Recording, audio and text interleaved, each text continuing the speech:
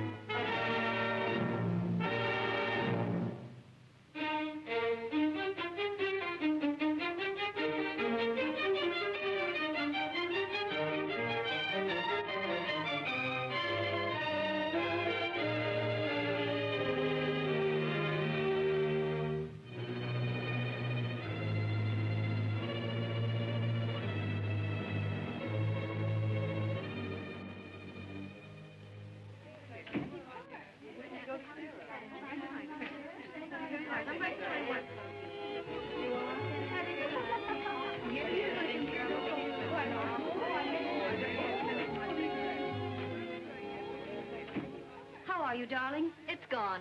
It comes and it goes. Oh, how annoying. Believe me, it's of no importance. And yet it makes you so nervous. I can only tell you what the doctor said, to forget it and not to worry. Well, I'd worry. Dr. Vengard. I repeat it. Dr. Vengard is the man for you. Don't let's go into that again. I will not be psychoanalyzed. Oh, now, Jill, that's a very middle-class attitude. I'm a perfectly normal woman. Well, that sounds awfully dull. My dear, you mustn't say that about yourself. Not even in fun. Seriously, Jill, go to Dr. Vengard. He certainly did wonders for Molly McLean. Do you know she was suffering so from claustrophobia she couldn't ride in an elevator? Can you imagine what that means to a woman living in a penthouse? And Dr. Vengard cured her? Well, he must have. I read the other day in Winchell's column she ran away with an elevator boy. Oh, Molly McLean? Oh, people.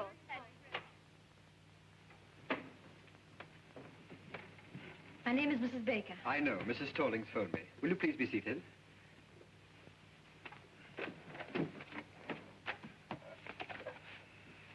Mrs. Baker. Your first name? Jill. Jill Baker. 685 Park Avenue. 685 Park Avenue. Your age, Mrs. Baker? 22. I'm your doctor, Mrs. Baker. 24. Thank you.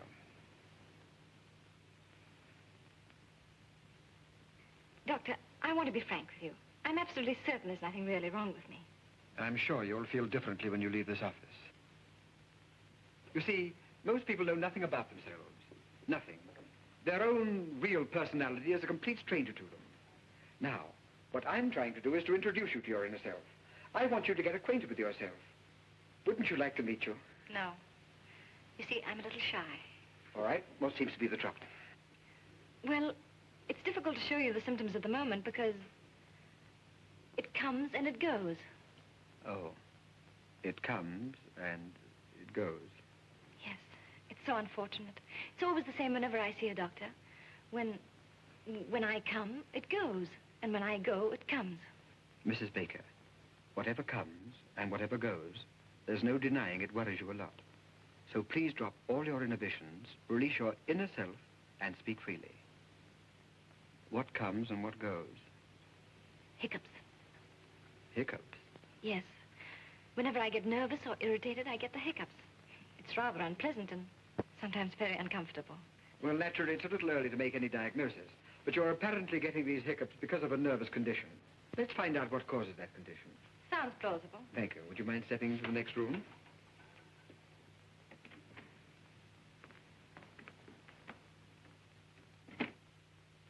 Uh-huh. Well, there's nothing unusual in your childhood. Let us examine your present life. Let us look at it through a magnifying glass. Let us examine every detail. Mrs. Baker, you're married, aren't you? Yes. When did you get married? When I was 19. How long have you been married? For 6 years. To the same husband? Yes. Aha. Doctor, please believe me, there's nothing wrong with my marriage. You could go through all Park Avenue and you wouldn't find a happier couple. Well, I'm sorry, but it's my duty to explore every avenue, especially Park Avenue. How old is your husband? 35. His business? He's vice president of an insurance company, but will you please leave my marriage alone? Very, very well, just relax. We'll talk about something entirely different. Do you suffer from headaches? No. How is your appetite? Good. How do you sleep? Frankly, not so well. How does your husband sleep? Very well. Uh-huh. Now, during one of these sleepless nights, when you wriggle around restlessly, and you look to your right, what do you see? My dressing table. And when you look to your left, what do you see? My husband.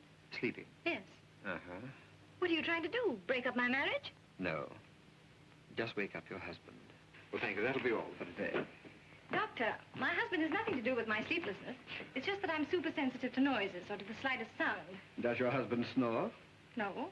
But I must admit he breathes rather heavily. Oh, he does. I don't think there's anything I can do about it. After all, he has to breathe. I suppose so. Well, Mrs. Baker, I'm afraid your husband's ability to sleep is too big a challenge for you.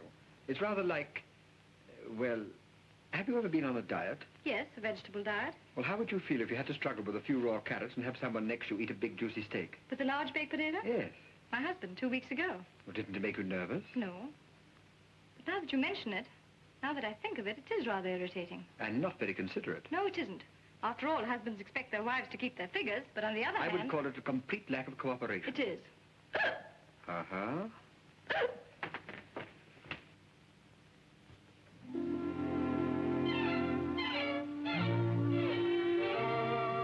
Jill, dear. Hello, Margie. Why, haven't I heard from you? How are you, dear? All right. Anything wrong? Oh, Margie, you shouldn't have sent me to that Dr. Vanguard. Did you go back to him? No, and I won't. He's not going to break up my marriage. There's nothing wrong between Larry and me. That's what I say. Are people talking about us? They wouldn't dare in my presence. They know you and I are close friends, and I always defend you. I know, dear. Defend me against what? Well, now, after all, town and country called you the Happy Bakers. That's kind of sticking out your chin. Well, how many of our friends have stayed married for 6 years? Why shouldn't they call us the Happy Bakers? Well, why not? Your name is Baker, isn't it? Oh, Margie. I've been perfectly miserable for the last 2 weeks. I'm so marriage conscious. Whatever I look at, whatever I think of, I always find myself connecting it with my marriage. How I hate that Vanguard. Yet, if I'm honest, I must admit... What, dear?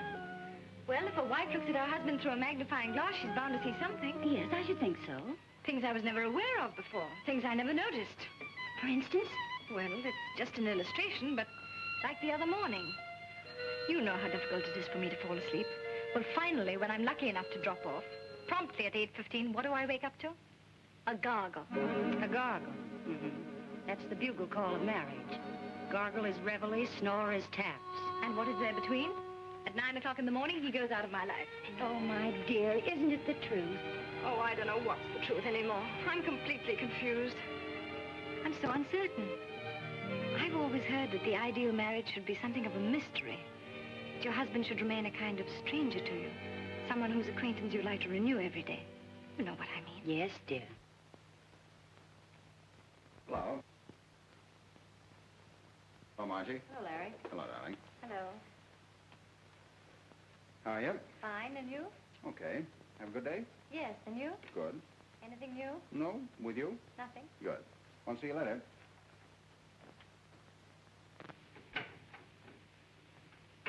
Well, what could he say? Why, of course, dear, there was nothing new, and he frankly admitted it. Jill, Yes, darling. are the Coopers coming to dinner? I don't know yet, darling. I'll let you know as soon as they phone. I wish you would, because if they're coming, I'll have to shave. All right, darling. Now, I don't want to cause any trouble, but cold facts are cold facts. If Mr. and Mrs. Cooper come, that big, awful-looking Mrs. Cooper, he shaves. And if he has dinner alone with his wife, he doesn't shave. And if anybody should shave, it's Mrs. Cooper. I spent 3.5 hours today at Elizabeth Arden's, but I don't rate a shave. My dear, that's the trouble with 95% of all marriages. Husbands don't shave. Don't men realize that a beard doesn't stop growing at 8 o'clock?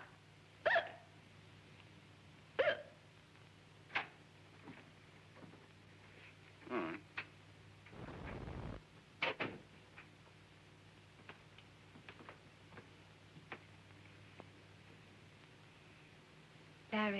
Yes, Jim. They're back. Fine. Have a good trip? Who? The Evans. Say, that reminds me. That son of a gun promised to call me as soon as he got back. I'll bet Continental's after him about his annuity. The Evans are still in Bermuda. The hiccups are back. Huh? Oh.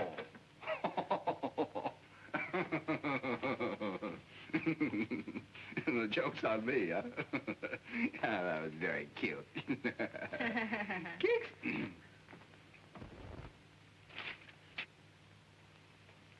Larry, when you came in just now, you asked me if there was anything new. Oh, say, there is something new. And something very important, too. You know who's coming to dinner a week from Thursday? The president of Universal Mattress and the president and secretary-treasurer of United Furniture and some other high executives of both companies. Oh, good grief. Oh, I know it's going to be one of those nights, but Universal Mattress and United Furniture have merged. They're reshuffling their entire insurance account. Now, the tough man to crack is Kafka of Universal Mattress. I've done a little detective work. He's a Hungarian. As a matter of fact, they're all Hungarian. So let's give the dinner a kind of Hungarian touch, huh? Now, look, Larry. Oh, now, listen, darling. I don't expect you to behave like a gypsy, but let's hire a Hungarian cook and make him a wonderful goulash. Kafka will love it. I'm going to get that insurance account if I have to stuff that Hungarian like one of his own mattresses. Oh, and to make him feel really at home, our foreign division manager tipped me off. Just before they start to eat, you say, Eggeschegera.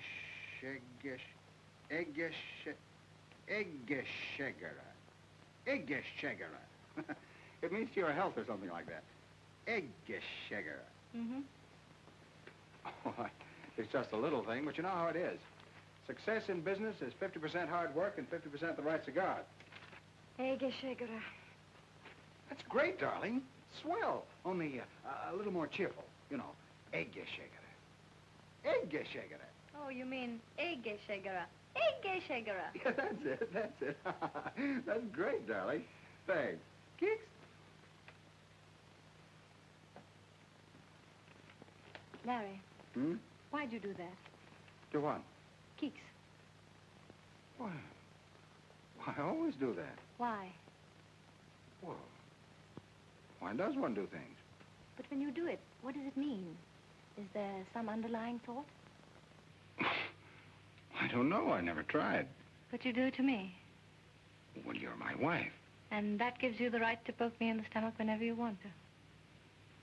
Darling, don't you feel well? Fine.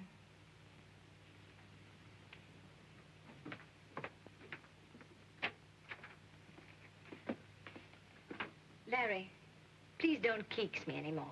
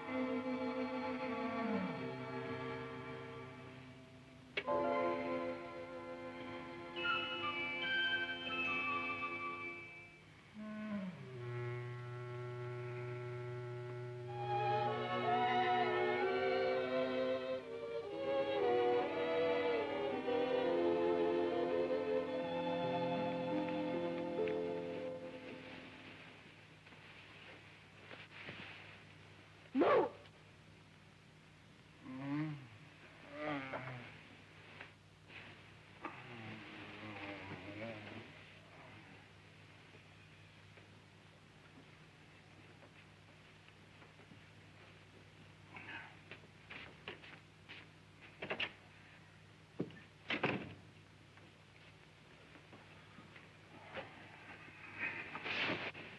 That was not the dog, that was me.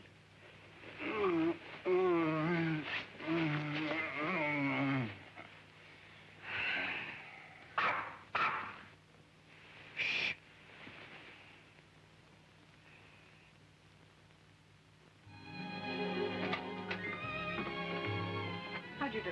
How do you do, Mrs. Baker? Dr. Vanguard will be a little delayed. I hope you don't mind.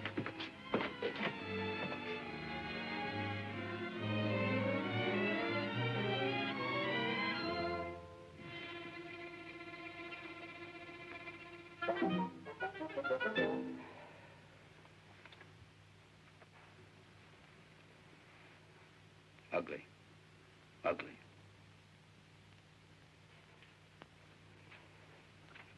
Aren't they ugly? Who? People. Is there anything uglier than the human face? Ah.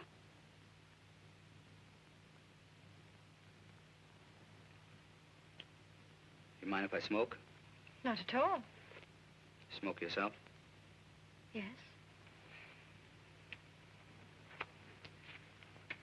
You haven't got a cigarette, eh? Yes.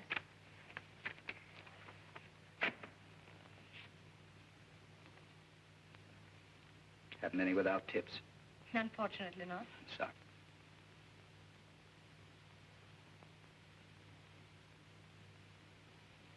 Pui.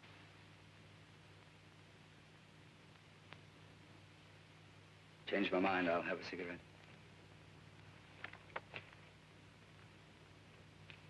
Yes, thank you. Have you seen this doctor before? Yes. How much do you charge? I really don't know. I haven't asked. Oh, you didn't have to. Dr. Vanguard just phoned. He'll be detained at least another half hour. Another half hour? Well, we have two alternatives. We can read a magazine or we can talk. This is a lovely day, isn't it? Yes. Yes, well, that takes care of that. Let's forget it. Do I bore you? Oh, no, on the contrary. Let me warn you that I say what I think. I'm a complete individualist. Oh, really? I'm against communism, capitalism, fascism, Nazism. I'm against everything and everybody. I hate my fellow man and he hates me. Sounds rather amusing. So I amuse you. I'm a clown, eh? Pagliacci. Oh, no, I didn't say that. All right, don't apologize. This, Vanguard a good doctor? I'm sure he'll do you a lot of good. Why do you say that? What's wrong with me? I really wouldn't know. After all, I'm not the psychoanalyst. Uh-huh. What's wrong with you? Nothing. Why are you here? You don't go to a psychoanalyst to have a tooth filled. So what's wrong?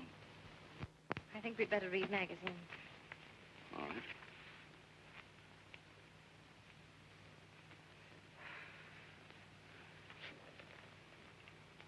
Fui.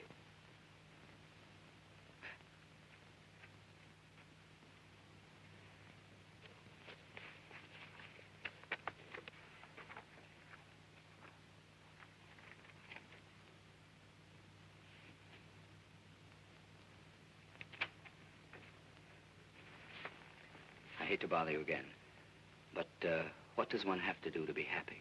I think Dr. Vanguard would know more about that than I. More than you, Mrs. Baker?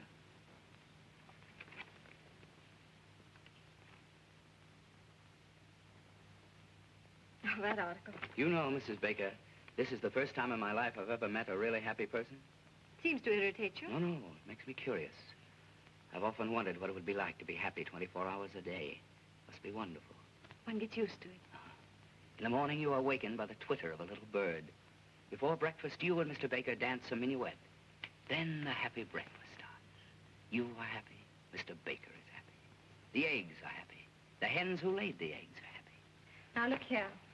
My presence seems to annoy you, so I think I'll leave. No, I'm sorry, Mrs. Baker, but if you feel that way, naturally, it is I who'll go. Oh, no. I'm afraid you need the doctor more than I. Are you sure, Mrs. Baker? You see, that's an interesting question. We're both here for the same reason, happiness. One has not enough, one has too much. Who needs the doctor more? Now, that's interesting, isn't it? Rather, but I don't like to discuss it. Yes, I understand, Miss Baker. Well, I'm very happy to have met you. I'm very sorry if I've offended you. Goodbye, Miss Baker. Goodbye. Oui. Oh, just a moment. Yes? May I ask you one question? Certainly. Yes? What's wrong with that picture? Are you really interested? Yes. Sit down. Now, this artist saw no more in that tree than the camera which photographed the happy Mrs. Baker. It's only the surface. Art goes much deeper. You see, if I were a painter and I were to paint you, I don't know what the picture would look like. It wouldn't look like that photograph. Do I make sense? Yes. Quite a bit of sense.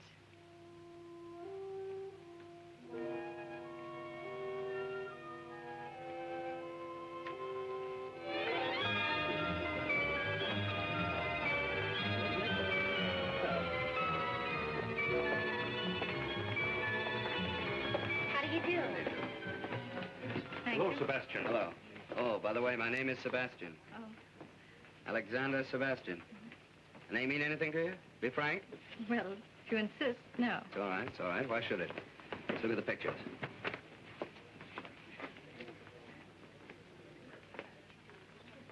Number 15. Child with trumpet. No good. I was afraid it was. The artist hasn't found himself yet. When he does find himself, where is he? Child with trumpet. The child's all right, but he's missed very badly on the trumpet. Didn't he? That won't live. I hope not. Fui. That's almost great. Who painted it? A woman. No man could be so malicious. 26. Eleanor Stroud. Portrait of Alexander Sebastian. No use denying it. That's me. That woman didn't paint me. She performed an autopsy. She saw me. Frankly, the whole thing looks to me like a puzzle. Puzzle. That's correct. Good. I was a puzzle to her, but she was no puzzle to me. And that's her revenge. When I first saw that picture, I was terribly upset. I don't blame you.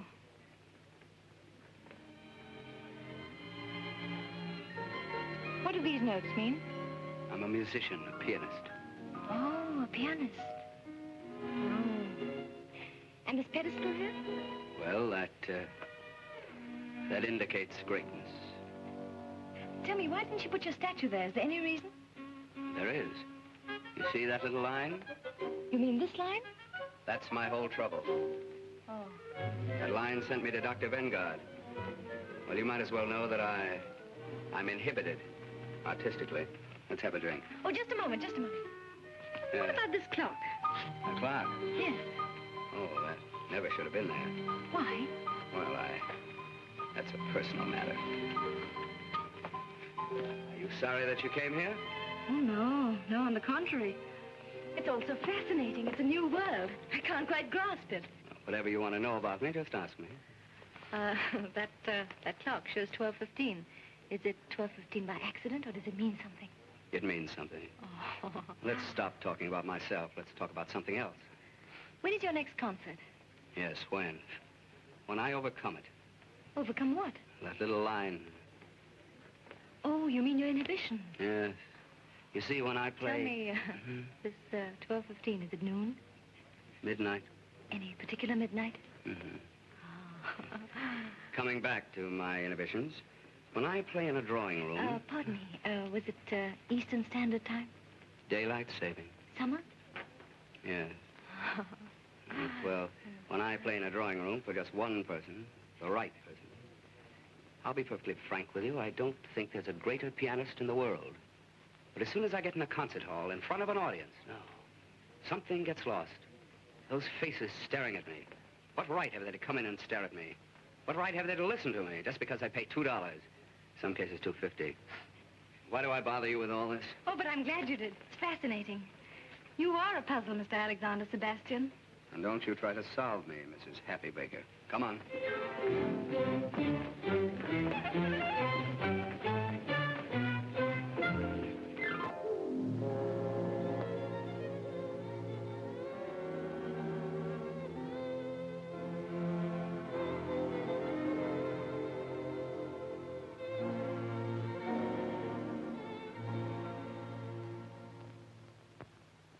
Mrs. Kapka, Mr. Januszek, Mrs. Yaroshi, Mr. Jones. Jones? How does a foreigner like that get in here tonight? He's Mr. Baker's lawyer. Oh. Well, I suppose you always have to have a lawyer with Hungarians.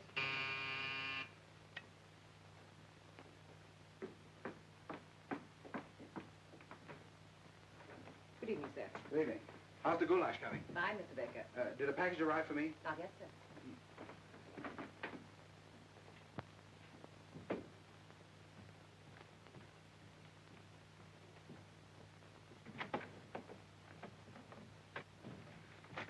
Oh, darling.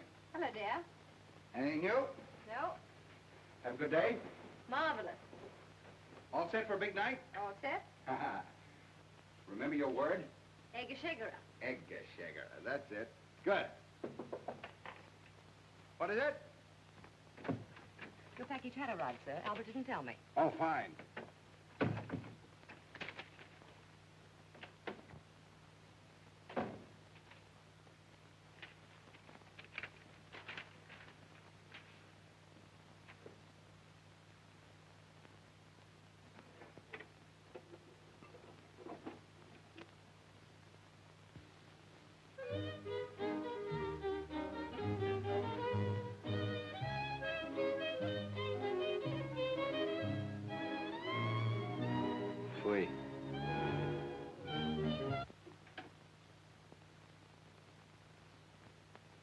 Hi, Mr. Baker. Mm-hmm. May I ask what you're doing here? Waiting? Oh, you're waiting. Tell me, how soon do we have dinner? Dinner? That's what I was invited for. Oh. Oh, I'm sorry. Tell me, are you with Universal Mattress or United Furniture? I'm not with anything. Oh, playing both sides, huh? Well, it's not such a bad idea. Say, tell me, how do you feel about Mr. Kafka? Indifferent. Well, I can tell you, nobody's going to put anything over on him. He's pretty smart. I think it's very clever that they've merged. Merger will out, won't it?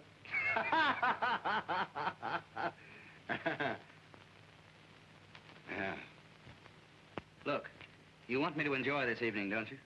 Why, yes, certainly. All right, come here. This vase insults me. It's ugly. Let's put it away. Oh, sure, of course. The customer's always right. Anything else in the room you'd like to change? Lots. Well, I think we're going to have a very enjoyable evening. I'll let you in a little secret. We've got goulash. Goulash? Yeah, goulash. Scrambled eggs for me. Well, only a suggestion. Will you forgive me? I must dress. Just continue to make yourself at home.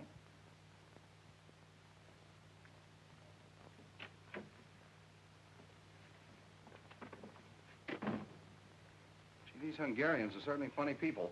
Have they come? Well, one of them has. Look, dear, aren't we dressing? Why? Well, he isn't. Oh, that's Mr. Sebastian. Who's he with? With. He's against everything. He's an individualist. Is he that rich? Oh, he doesn't care anything about money. How do you know? Dear, it's Sebastian. Alexander Sebastian. I told you the other day, but that's the trouble. You never listen to anything I say. Makes no impression. Oh, I remember now. That piano player. He's not a piano player. He's a pianist. And pretty soon he'll be very important. Someday you may be very happy to insure his hands for $100,000. Look, darling, I'm giving this dinner especially for these Hungarians. Could he pay a premium? I don't know, and I don't care. You know, sometimes I don't understand you. Here we've got a $500,000 insurance possibility tonight. I've gone to all this trouble to get up a special Hungarian evening for the president of Universal Mattress. And you invite this piano player. You should know better. Musicians and mattresses don't mix. Look, Larry, for 6 years I've been living insurance, and I'm tired of being an annuity. Can't I just myself spend one evening with Rimsky-Korsakov and Stravinsky? Rimsky-Korsakov? Stravinsky? Who else is coming? Why didn't you invite the whole Philharmonic and have them bring Deems Taylor along as commentator? Oh, all right, all right. Let's drop the whole thing. If you don't want him to play, he won't play. Play? Say, that's not a bad idea. Maybe he could liven up the party, huh? If Mr. Sebastian consents to play, which I doubt, but if he does consent, it won't be Hungarian swing. Well, what will it be? Something you'd have to pay $2.50 to hear. You mean like Carnegie Hall? Exactly. Not in my house. Not tonight.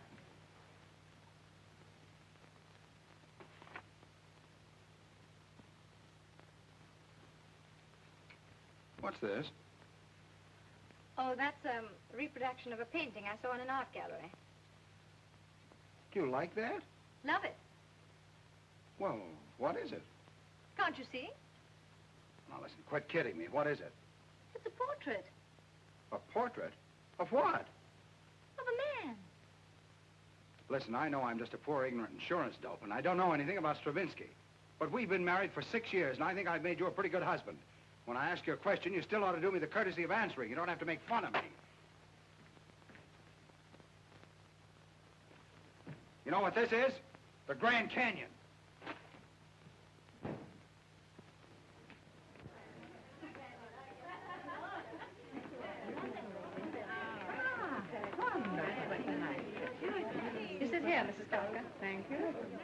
Mr. Kafka. We're the only company for it. Sounds very reasonable. Let's talk about it after dinner. Yes, indeed. After dinner, we'll have a good long talk right here, Mr. Kafka. All right. Mrs. Baker? Thank you, Mr. Kafka.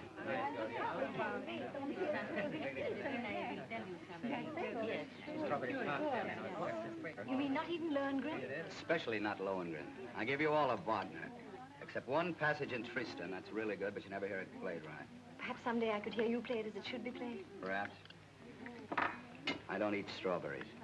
Oh, I'm sorry. All right.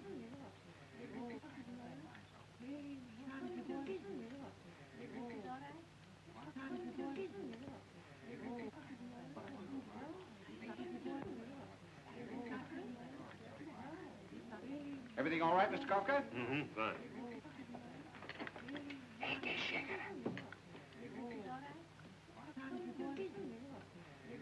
Egészségére. Egészségére. Egészségére? Milyen jól mondta ki. Hallottátok? Azt mondta, hogy egészségére. Egészen jól mondta magyarul. I thank you so much, Mrs. Baker. You make one feel at home. That's what I call hospitality, Mr. Baker. I didn't know she knew it. I wonder where she picked that up. What does it mean? To your head. Oh, isn't that nice? And she pronounced it so well. Igen. Igen, szívem. Ugye milyen jól mondta ki magyarul?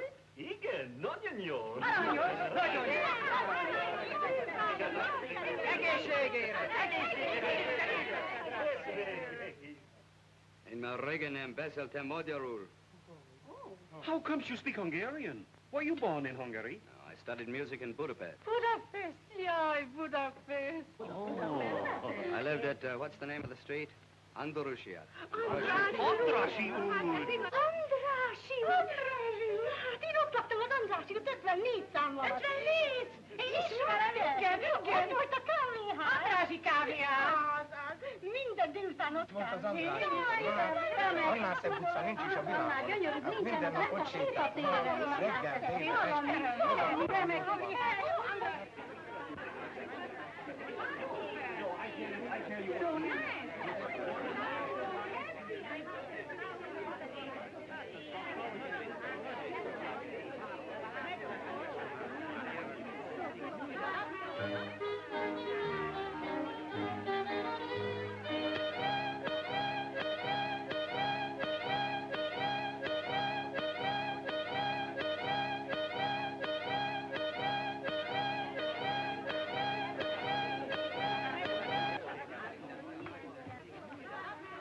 I just got a call. Kafka's launching with the Hudson Insurance people tomorrow. It's tonight or never. What about the legal angle? My office is working overtime drawing up the contract. All right, I'll go right after them. Well, enjoy the goulash, Mr. Kafka? Good goulash. Very good goulash. If your firm is as good as your cook, we might get together. Well, I'm glad you brought that up. Now, here are the details. Yaroshin, Laszlo, come here a minute. After all, we are partners. I want you to listen to Mr. Baker's proposition. Well, gentlemen, here it is in a nutshell. Everybody, please, I have a treat for you. Mr. Sebastian, you know, is a very well-known pianist, and he's kindly consented to play for us. So if you'll all be seated.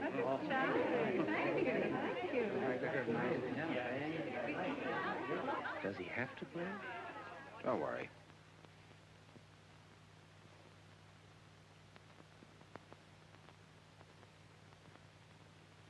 Mrs. Baker. Yes, Mr. Sebastian.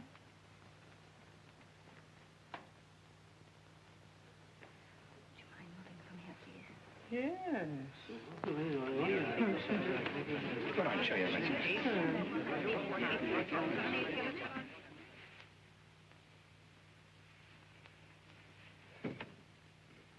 It's locked. That's odd. The key. Two silver words. Who could have locked the piano? Where's the key? I don't know. It's a funny idea. Why should anybody lock the piano? It's too ridiculous. Why should anyone lock the piano? The key. As I was saying, Mr. Kafka, my proposition's a very simple one, but a very sound one. I broke it. Don't you worry. I won't. Now, Mr. Sebastian, please tell us. What are you going to play? Well, first I'm going to play... Mrs. Baker. Yes, Mr. Sebastian. All right.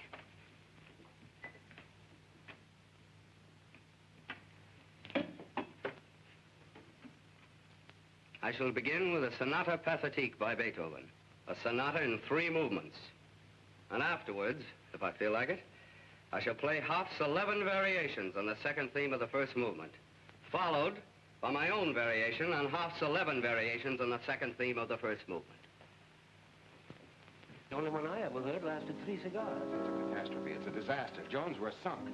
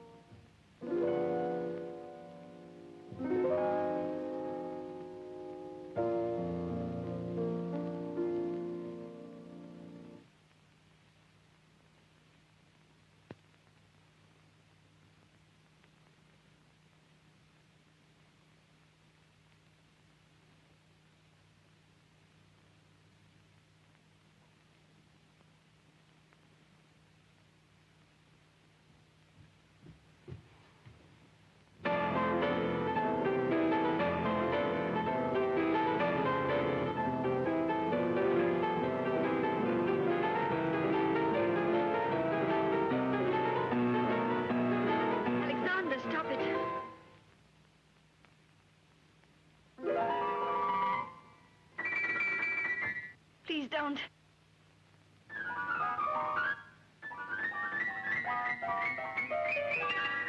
No. No.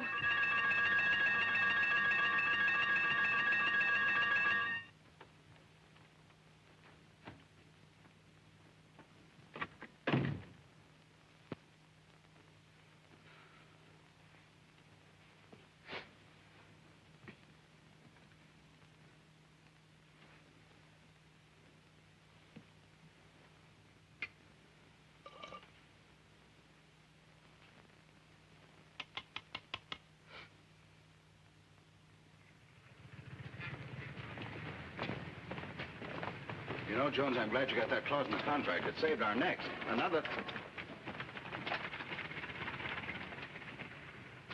Wait a minute, I'm gonna have some fun. How do you do? How do you do, sir? About that picture in the window. It's very good, don't you think? No fooling. What is it? It's a portrait of a man. Oh. Well, certainly. What else could it be? Excuse me, sir, not everybody understands modern art. Well, thanks. If you're interested, it's only $500. $500? Must be quite a man. Well, it's not the man. He happens to be rather an obscure musician. Musician? What kind of a musician? A pianist, I think. Is it by any chance Alexander Sebastian? Well, that's who it is. You recognized him. He seems to be a friend of yours. Wouldn't it be amusing to have him at your home permanently? Not very amusing.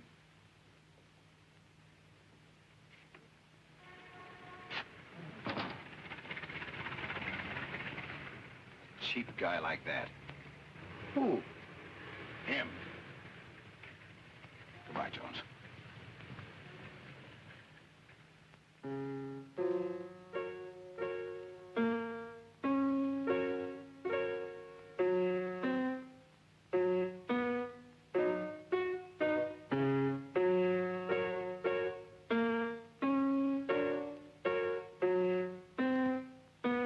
Hello, darling. Hello. Isn't this a nice surprise for you? Yes, very nice. A married farmer. What's he so merry about? Oh, darling, you don't begrudge me a little music, do you? Oh, no, no. Anything new? Well, this, isn't it enough? Yeah, plenty. Have a good day? Fine. You seem to be feeling better these days. Oh, yes. I slept 10 hours last night. And, Larry, the hiccups have completely disappeared. Isn't that good news? Yeah, very good news. Are you still going to Dr. Vanguard? Oh, no. I don't need Dr. Vanguard anymore.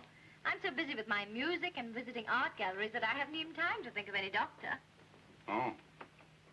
Isn't that wonderful? You know, I'm beginning to see something in this. Yeah, it starts to look like a man. Huh? Why did you say that? Well, the other night. Oh, you took that seriously. I was only kidding. How could that be a man? I was nervous about the dinner party, and I said whatever came into my mind. I'm sorry, darling. No, dear, no, I don't agree with you. It does look like a man. Now, don't be stubborn. Can't you take a joke? Well, then, what is it? It's a meadow. It's called Meadow in Spring. Oh, in spring, huh? Yeah. And, those little notes of music, what do they mean? That's the shepherd playing his pipe. Shepherds play pipes, don't they? Oh, sure, yeah. Mm-hmm. And the clock at 12:15? Oh, I don't know exactly what that means, but I guess it's probably lunch. The shepherd eats and then he plays his pipe. Really, darling, you talk as though you've never been in a meadow. You see, in modern art, they're trying to break down the conventional forms. They're trying to get away from what you expect. It's all done by indication. What are you doing? Oh, I'm just putting a mustache on the shepherd.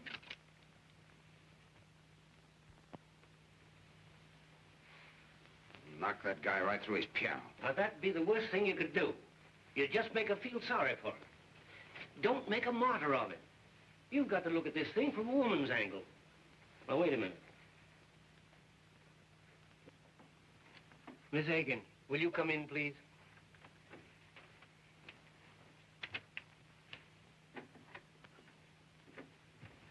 Miss Higgins, we want a woman's point of view on a certain situation. Now, Mr. Baker has a friend, and he's in trouble. Who, Mr. Baker? No, the friend. Oh, Mr. Baker. Shh. Now, Mr. Baker has nothing whatever to do with it. Let's call the friend Mr. Brown. Now, Mr. Brown has a wife. Mrs. Brown. Exactly. Mr. and Mrs. Brown have been married for, how long? Well, say 6 years. Yeah. They live in Toledo. 6 years in Toledo. That's bad. All right, then, let's say New York. Now, Mr. Brown is worried about his marriage. Things are not going along as well as they used to. What kind of a man is this, Mr. Brown? Very nice. Wouldn't you say so? Yes, very nice. Is he attractive? Very attractive. Don't you think so? Yes. And yet she's complaining. Well, she's drifting away from him. Yes, and he wants to get things back on the old basis. Who doesn't? Yes. Now, Miss Higgins, as a woman, I'm asking you, what is the right approach? Well, I should say a mink coat would do the trick. She has a mink coat. Then what's she complaining about? Thank you, Miss Higgins. That's all. Well, gentlemen, you wanted to get a woman's point of view. Just a moment. Now, look here. Mrs. Brown is interested in another man. Oh, does Mr. Brown know? Yes. Has he any proof? Too much. Has he any witnesses? No. Then he's sunk. Thank you, Miss Aiken. Well, I'm sorry, Mr. Baker, but if there aren't any witnesses, she's going to deny it, if you want the woman's angle. Miss Higgins, we're thoroughly satisfied. Well, I'm afraid I'm not the right person to give you any advice. I probably have too much sympathy for Mr. Brown and not enough patience with Mrs. Brown.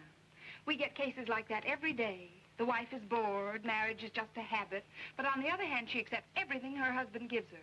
I think she ought to be kicked out. Do I sound old-fashioned? We'll let you know, Miss Higgins. Well, anyway, I think Mr. Brown is a pretty swell guy. I've always thought so. Some woman. Yeah, she certainly had a couple of interesting angles. I didn't notice them. Good. Now, Larry, you still love your wife, don't you? Yeah. Well, where are you going from here? I have a dinner appointment with old C.K. Higgins at his club. How can I sell insurance with this in my mind? It's a big deal, too. Now, listen. Forget Higgins. Forget insurance. Go home. There's only one thing you have to sell. Yourself. The most important client you ever had in your life is waiting for you. And her name is Mrs. Baker. Now, you're the best salesman in the business. There's nothing wrong with your marriage. You just have to resell it once in a while. Not so easy. Well, who said it was? Was it easy to sell hail insurance in Southern California? Just find the right slant. A new one. Selling marriage with a new slant, huh? Yeah, a new slant. That's not a bad idea. But what is that new slant? That's what I'd like to know. What is it? What is it? What is it? Selling marriage with a new slant.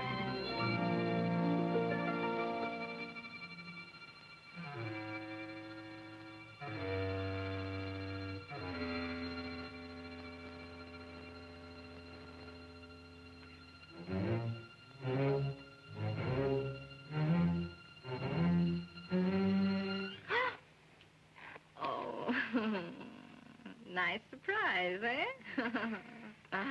Hello, my genius. Who are you going to be this evening? Come, tell your little cadenza. Are you Mozart, playful, tender?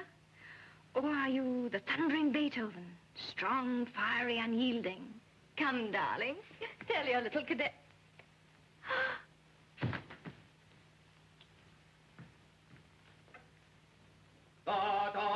Guess who is here? Guess who is here? Guess who is here? It is Wotan, the god of gods, coming down to it. Anything serious? No, she just fainted. Oh, well, women are always fainting. Any particular reason? No. She just thought I was a genius. Then she found out I wasn't, and it was too much for her. Please make yourself at home. I'll be right back. I want to get some smelling salts.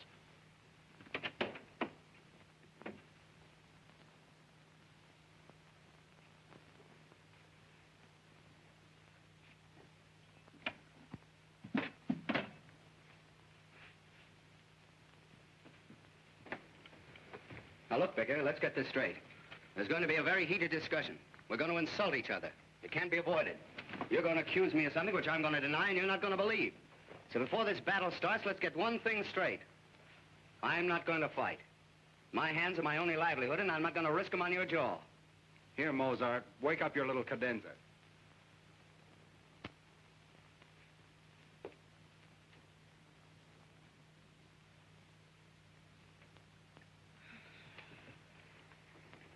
What's happened? Well, I... You! What? That's very funny. You know what I pulled? Look, I think I...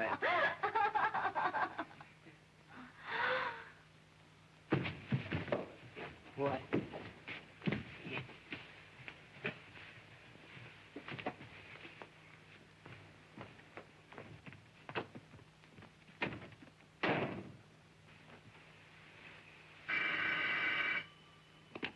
Hello? Hello, Jones. I'm still selling. You were right. It needed an entirely new slant. I think I've got a new one.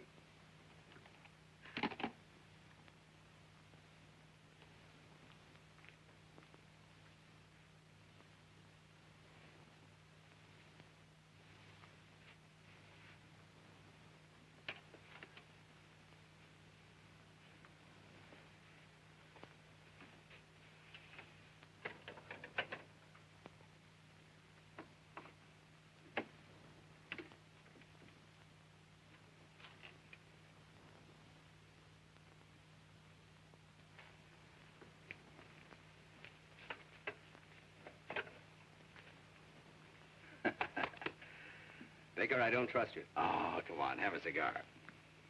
Either you have something in the back of your mind or that cigar stinks. No, that's the same cigar I give my customers. How old are you, Sebastian? Not as old as you? Right in the prime of life, huh? You in good health? Good enough. Even better after I've had dinner. But I'm not going to fight. No, I don't want to fight. But you might run into a husband sometime who hasn't my respect for great music. Where would you be then? Come on, Sebastian. I'm going to do something for you whether you like it or not. I'm going to insure your hands. That'll give you complete freedom of action. It'll give me 5%. And we'll both be happy. I'm not going to fight. No, I know. I understand. You're an isolationist. Isolate yourself over there. You know, the best part of this whole thing is that we... Sit down. We can write this hand insurance as a subclause to your life insurance. Life insurance? What do I want with life insurance? Haven't you any dependents, any relatives? Relatives? Fui. I'll tell you. You can leave it to my wife. She can buy herself a beautiful brooch in the shape of a piano with little diamond keys. And then every time she pins it on, she'll think of poor dear Sebastian. Believe me, if anybody should insure his life, it's you. And right now...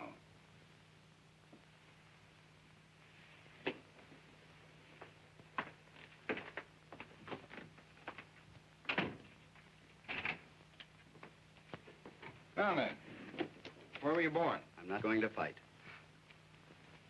So you love my wife, don't you? Love your wife, Baker? Oh, so that's what you've been driving at. Oh, now I understand the whole thing. Oh, really, Baker, you should be a little ashamed of yourself. Great big insurance man like you deals so successfully with human nature? You should know better than that. Naturally, I think he was very attractive and very charming. She likes music. What's that thing loaded? Yeah. Oh, now, look, Baker, get it out of your mind. I don't love your wife.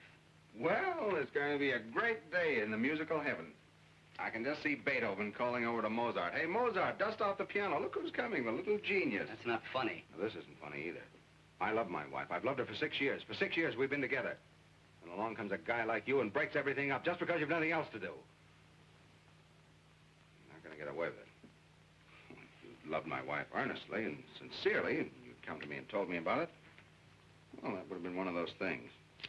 I'm not old-fashioned. If you both felt that you would have been happier without me, what can I have done? Pack my suitcase. I wouldn't have to do this. You know, Baker, kind of had me worried there for a minute. When you pulled out that revolver, I thought, he's a conventional citizen. No sense telling the truth to a man like that. But now I see the real Baker, modern, up to date. Baker, I'm going to open up to you. Of course I love your wife. You're sure? Positive. Well, then I won't have to shoot you. I don't think it'll be necessary. Well, we've got a clean-cut situation on our hands. You love my wife, and my wife loves you. Well... Oh, yes, she does. I've seen it with my own eyes. Well, there's only one thing left for me to do.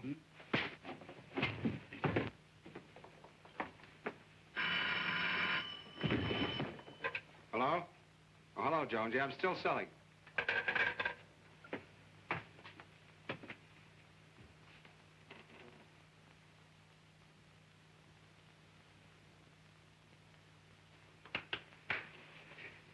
Did I hit back? No.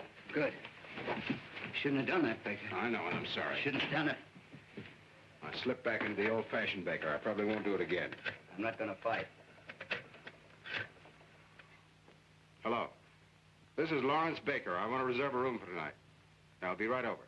Thanks. Baker. Are you really moving out? Well, yes, certainly. I think I should leave the apartment to her. You do? Well, yes, it's only fair, don't you think so? Yes, I think that seems to be the best approach. Well, I'm glad you think so. No, I don't want there to be any bitterness. No, fortunately, I'm in a position to give her security, to take care of her future. And why not? She deserves it, don't you think so? Hmm? Yes, I do. After all, she's given me the best years of her life. Yes, I'll take some wonderful memories with me. She's a nice girl, isn't she? Hmm? Yes, very nice. Of course, she has her faults. Well, who hasn't? That's true. Sebastian, if you should ever run into one of her bad moods, all you have to do is... Oh, no, perhaps I better not tell you. Come on now, don't act like a little boy. What is it? Oh, well, it's kind of personal. Come on, what is it? Well, if you ever should run into one of her bad moods, and you want to snap her right out, there's only one way to do it. What's that? Just keeks her. Keeks her? How do you do that? Just keeks. She like that? Insane about it. Thanks, Vic. Keeks? Oh, no. Now, about the cause for divorce. According to the New York state law, one of the parties must have a correspondent. Oh, there must be some less embarrassing way. Not in New York. Well, you don't have to do it. I'll get the correspondent. Oh, no. I wouldn't like to put you in that position. Oh, that's all right. But why should you take the blame? Well, it's okay. It's quick and painless. Very white of you, Baker. Thanks, Sebastian. That leaves the property settlement. The following agreement has been reached between Lawrence Baker, hereinafter referred to as the party of the first part, and Jill Baker, hereinafter referred to as the party of the second part. It is understood that the party of the first part transfers title to the apartment at 685 Park Avenue to the party of the second part. Well, what about the furnishings? Yes, what about them? Well, I didn't understand that you Oh, were... yes, I want everything transferred to the party of the second part. Can't we take that up later? No, let's get everything settled now. You're entitled to it. Oh, now look. Now, he's only trying to be fair. You're too generous. No, just fair. That's all. Well, if there's anything you want... Oh, I don't need anything. What would I do with it? But Larry... He lives in a hotel. Where would he put it? He'd only have to pay storage. That's right. Well, I'd better change this.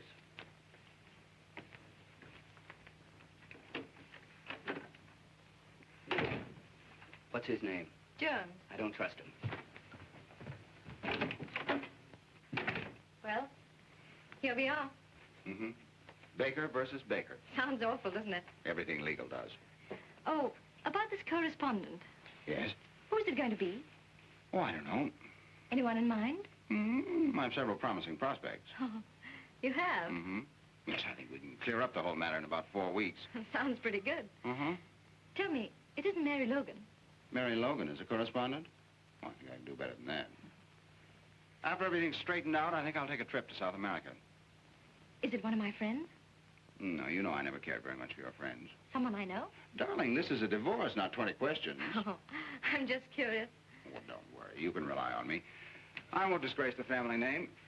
No, it's good. Larry, do you really want this divorce? Well, absolutely, don't you? Well... Well, don't tell me you don't want it. That'd be a great disappointment. After all, you're seriously in love with Sebastian. Otherwise, you wouldn't have... Well, we wouldn't be here. You're too fine a person, Jill, to have done all this just to fill out your day. I've always believed that you're sincere. I still do. I'd like to take that memory with me. I'm sorry if I hurt you. You couldn't help it. Don't worry, there'll be no bitterness. Funny, isn't it? For 6 years, you were my husband. Now, you're the party of the first part. I used to be your Jill. And now I'm hereinafter referred to, and that's all. Well, everything's taken care of. What's the matter? What'd you do? Nothing, just went over some of the details. I don't trust you, Baker. Darling, there's nothing to worry about. It's a very clean-cut agreement. Alexander, please, I'm so nervous. Can't you understand? Of course, we all have our little moods. Kick!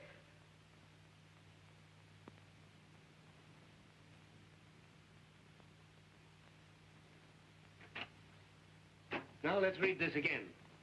The following agreement has It's been reached... unnecessary, unless we can agree on the correspondent. Well, it's none of your business. Darling, it is. Keep quiet. It is my business. You're not going to make me the laughing stock of the whole town with some girl. A girl I don't even know. Oh, no, you're not going to have that triumph, Mr. Baker. Goodbye.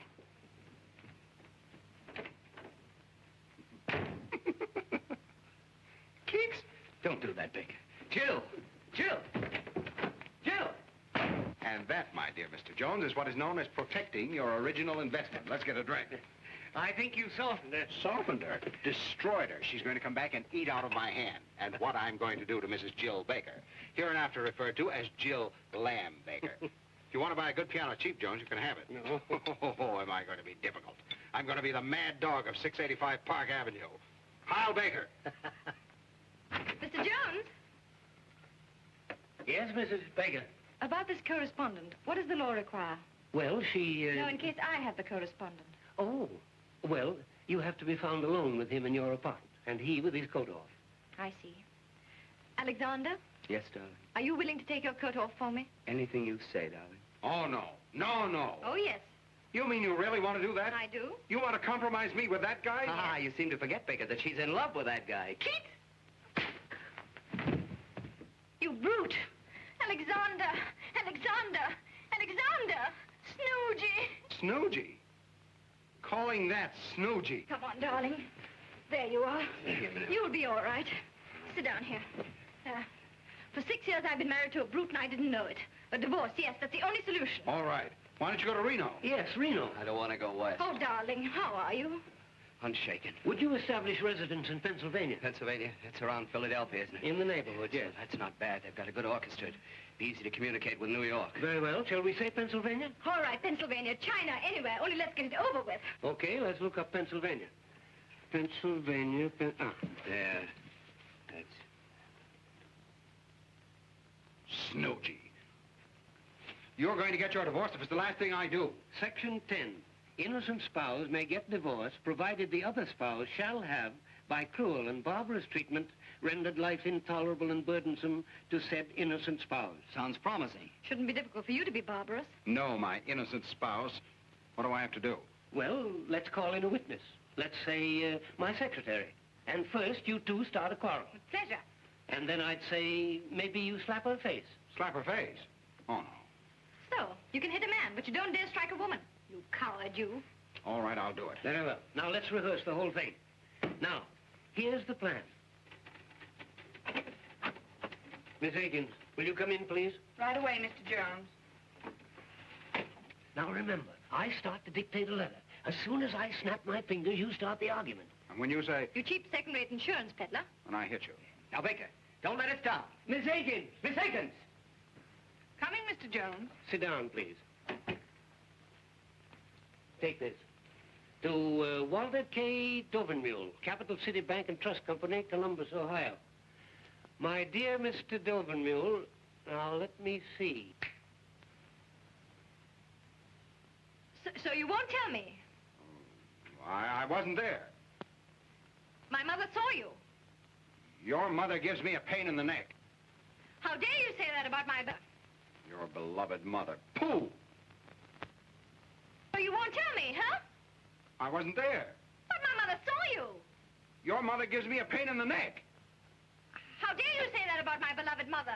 Your beloved mother, pooh! Who are you to poo my mother? Your mother. Do you know what your mother reminds me of? Hey, stop, stop! Just a minute. Miss Higgins, I didn't tell you to leave. Yes, for heaven's sakes, Miss Higgins. Sit down. Now, read that back to me. Mr. Walter K. Dovenmule, Capital City Bank and Trust Company, Columbus, Ohio. My dear Mr. Dovenmule. So you don't like my mother? No, I don't like your whole family. Oh, you don't? No, I don't like your father, I don't like your brother. And you know what your mother reminds me of? What? Of you. That'll give you a rough idea of what I think of your mother. You cheap second-rate insurance peddler. You cheap second-rate insurance peddler.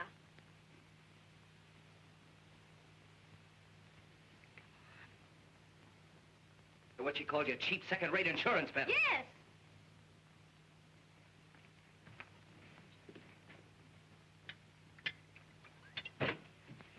Now, look, man, our whole happiness is at stake. One good sock. Here, have another cognac. Now, give it everything. Read it back to me. Walter K. Dovenmule, Capital City Bank and Trust Company, Columbus, Ohio. My dear Mr. Dovenmule. Yeah, my dear Mr. Yeah. Everything I said about your mother still goes. And double. Oh, it does? Yes, it does. Well, I still say you're a cheap second-rate insurance peddler. Oh, so I'm a cheap second-rate insurance peddler, am I? Yes, you are. Say it again. You cheap second-rate insurance peddler.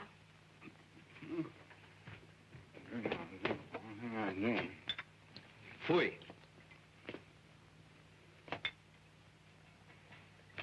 Come on, Baker, pull yourself together. You can do it. Swell guy like you. Read it back to me. Walter K. Dovenmule, Capital City Bank and Trust Company, Columbus, Ohio. My dear Mr. Dovenmule.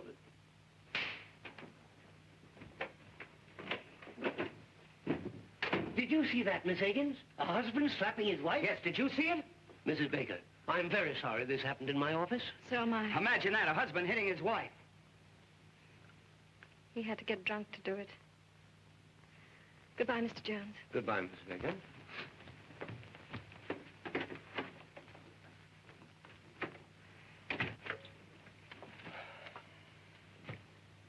What about Walter K. Dovenmule? Tell him I'm out.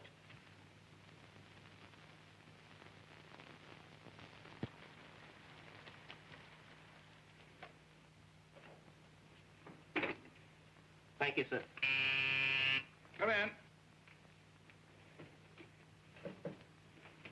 Hello, Albert. Good morning, sir. I hope you'll forgive me for disturbing you on Sunday. It's all right, Albert. Have a late night, sir? Yes, I've had a series of late nights. I guess I'm not as young as I used to be. Oh, I think you look very fit, sir. Oh, thanks, Albert. How's everything going? Well, not so well, sir. I came to ask if in your future plans you'd have any use for me. Have you left Miss Baker? Yes, sir. I had to, on account of that musical gentleman. Oh. In fact, we all left, except Emma. Then she fortunately is quite deaf. How is Miss Baker? As charming as ever, sir. Happy, I suppose. If you'll pardon me for saying so, I think she shows great courage.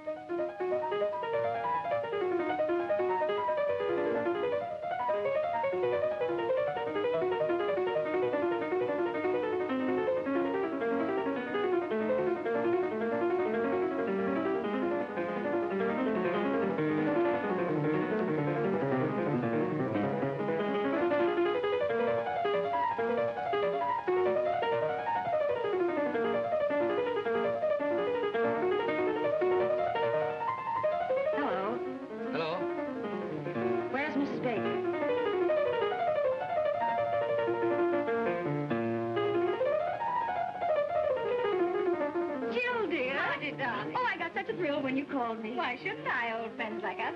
Sit down, Marty. How are you, Jill? Oh, I'm fine. I hear you're going to Philadelphia. Oh, did you meet Alexander? Yes, but I didn't want to bother. He's practicing for his new concert. I understand. Does it disturb you? No, I love music. Yes, I'm going to Philadelphia. And you're happy? Oh, yes, very. Of course, I'm still a little bewildered. It's all so new. I guess it's all very exciting. Yes, very exciting. Being transferred from the business world into the world of art. Nothing but Bach and Tchaikovsky. That's Bach he's practicing. Oh, yes.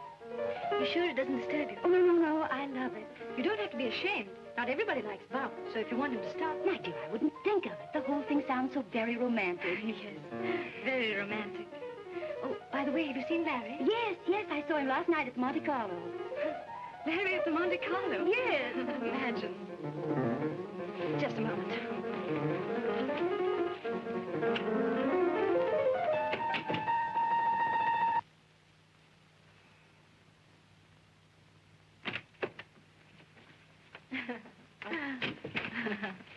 Please forgive me. Of course. Well, now, what were we talking about?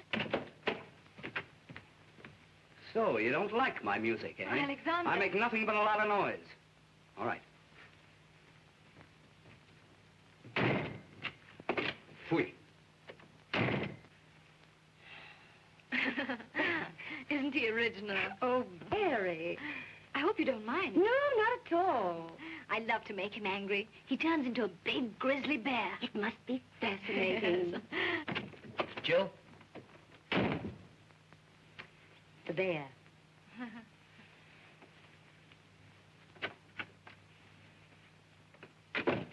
What is it? Jill, there'll be no more music here today. Oh, no? No, and don't coax me. And don't shush me. As a matter of fact, there'll be no more Sebastian here today. At least not for lunch. And dinner is very uncertain. Well, if that's the way you feel about it. It is. Jill, I can be very impossible. Goodbye.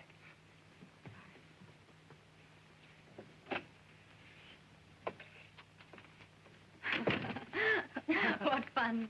I only hope poor Larry has as good a time as I. Well, when I saw him at Monte Carlo. Oh, yes. I suppose that was another one of those dull business evenings. Was it a large party? No, I'd say she was about your size. Oh. Was she attractive? No, I didn't think so. But George and Freddie thought she was terrific.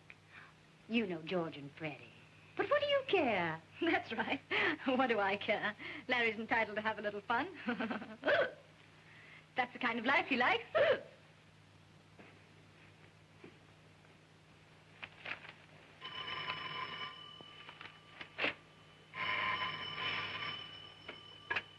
Hello? Hello, Sally, darling. I feel pretty good considering. What about you? Mm-hmm. That's right. Huh? Well, no, I'm sure you took it with you when we left for the Monte Carlo. Wait a minute.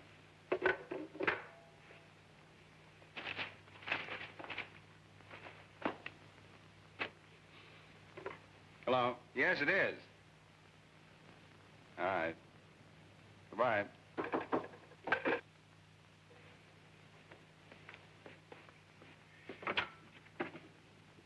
Hello. Hello. You going to throw me out? Jill, you shouldn't come up here. It's rather embarrassing. Well, I was just passing by. But after all, if Sebastian finds out... Oh, don't worry about that. But I do. A girl engaged to be married, coming to a bachelor's apartment, and unannounced. Just a moment.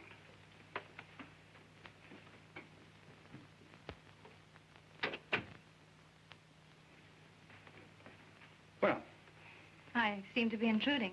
look, Jill, what do you want to see me about? Someone here? What do you want, Jill? Well, I was driving by. Oh, right on the 31st floor? Well, you said you wanted some kind of remembrance, and I'm on my way to Cynthia Knox's tea, and I had to pass by, so I picked up a few things. Some snapshots of us taken together. Thought you might be interested. Thank you. Aren't you going to look at them? Oh, yeah. Well, it's the first time we met. There's one of you sitting in my lap. Our wedding, our honeymoon. That's very nice, thanks. Anything else? I heard you were at the Monte Carlo last night. Yeah. Sleepy? Huh? Yes. Well, give my regards to Cynthia Knox. Who? You were on your way to Cynthia Knox's tea room. Oh, yes, yes. I like your apartment, Larry. It's lovely. Charming. Yes, very, very charming. In such good taste. Pretty. So cozy. Lovely curtains. And such a beautiful view. Yes, such a beautiful view.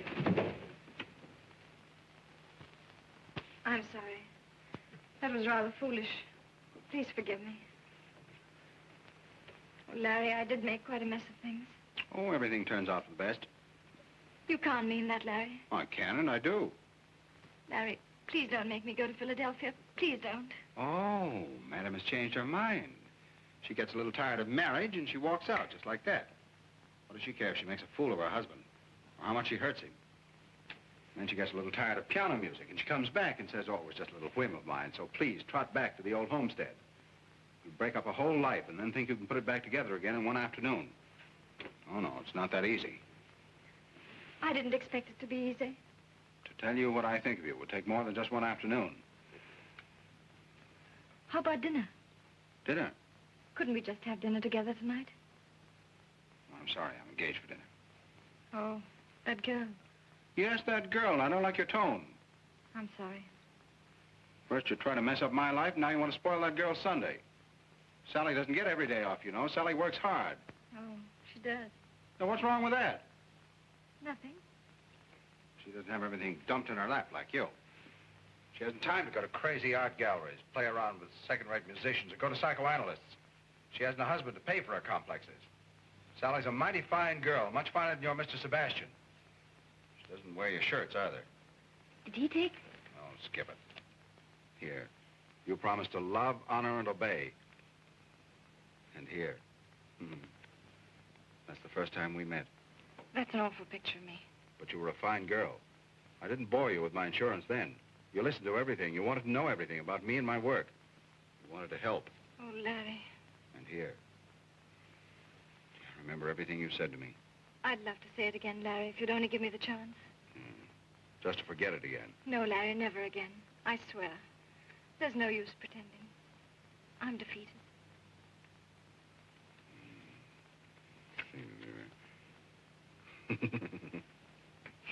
Gee. I'll always remember that tree in front of our hotel window. And that funny old Italian waiter? Well, that wasn't here. Oh, yes. No, it wasn't. No, here. Oh, that's right. That's that front porch. Our first breakfast. Yes. Oh, Larry, couldn't we have dinner together? Not tonight. Why not? Sally? Let me talk to her. Oh, no. Woman to woman, she'll understand. No. Please, Larry. Well, you don't deserve it, but I'll see what I can do. Thank you, darling. You stay right here. It's going to be very tough.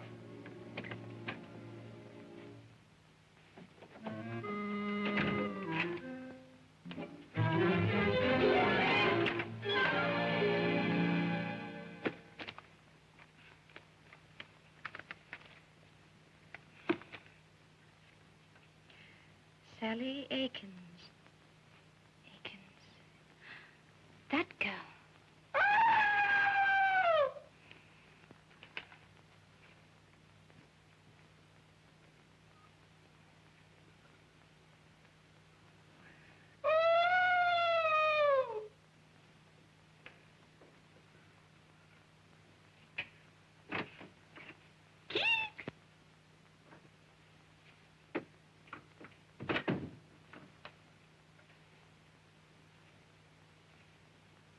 How'd you do, Miss Akins? Oh, hello, Mrs. Baker. Nice to see you. Miss Baker would have loved to have seen you, but unfortunately he's busy. Oh, he asked me to give you your handbag. Oh, yes, I forgot it. I was doing some secretarial work for Mr. Baker. Oh, secretaries work on Saturday night. Oh, well, I'm a notary public, too. Oh, I see. And you brought your seal? Oh, yes. A trained seal. Goodbye, Miss Akins. Goodbye, Mrs. Baker.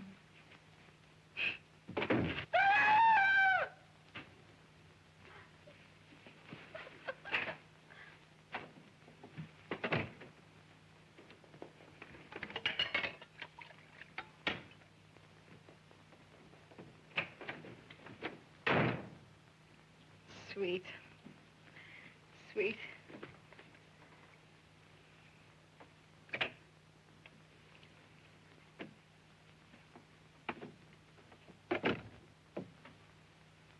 Looks hopeless. Oh. Yeah, it's much more serious than I thought. That girl's really in love with me. She adores me. I don't blame her. She says she can't live without me. And I believe her. And I, too. It's understandable. You're very wonderful. Oh. Oh, yes, yes, you are. How about dinner? But you know I can't. How about after dinner? Do you want a suicide in your conscience? Oh, no. No, no, not that. Well, there you are. You're right. It's hopeless. It's too bad, Joe. Everything could have been so marvelous. Yes. There's no reason we couldn't really have been happy. Yes, but it's too late now. It looks like the end. Goodbye, Larry, and good luck. Good luck.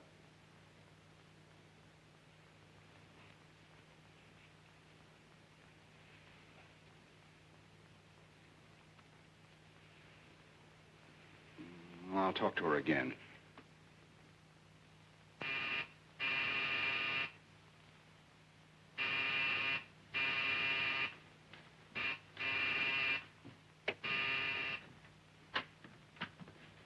Mrs. Baker home? Yes, but... Never mind.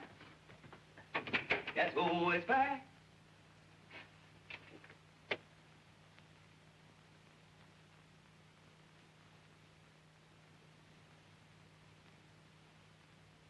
It's Bolton, the god of gods, coming back to Earth.